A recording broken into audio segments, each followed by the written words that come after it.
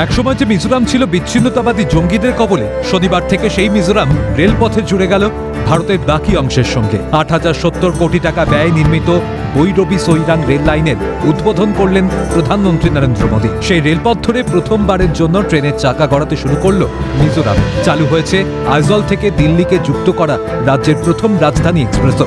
খুশি মিজোরাম, অভিনন্দন নরেন্দ্র মোদীকে।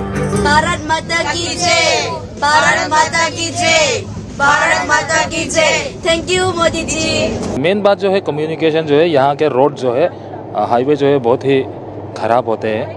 तो जब अगर ये ट्रेन जो सुविधा हो गया तो, और सेकेंड बात है कि ट्रेन में हमारा जो इसका फेयर जो है यहाँ से वहाँ जो स्टेट टू स्टेट जाने के लिए, तो उसके लिए फेयर कम लगेंगे, ये सबसे बड़ी बात है।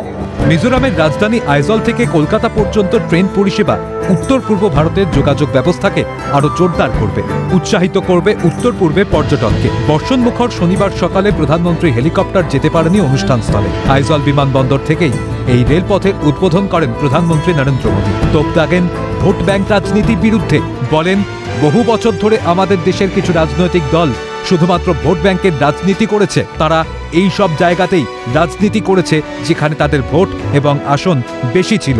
এই বিরূপ মনোভাবের কারণে মিজোরাম সহ সম্পূর্ণ উত্তর পূর্ব ভারতকে ভুগতে হয়েছে। For a long time, some political parties in our country practice vote bank politics. Their focus was always on places which had more votes and seats. The entire Northeast, including states like Mizoram, suffered greatly because of this attitude. BJP যে এই নীতিতে বিশ্বাসী নয় তা জানান দিয়ে মোদী বলেন, আমরা আলাদা পন্থায় বিশ্বাসী। যারা আগে অবহেলিত ছিল তারাই এখন সামনের সারিতে রয়েছে, যাদেরকে আগে দূরে সরিয়ে রাখা হয়েছিল তারাই এখন মূল ধারায় যুক্ত হয়েছে। Our approach is very different. Those who were earlier neglected are at the forefront now. Those who were once marginalized are the mainstream now.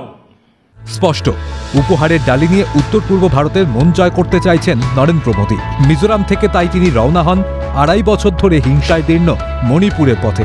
জাতিগত ভারসাম্য রক্ষা করে সেখানেও সাজিয়ে দেন উন্নয়নের ডালি।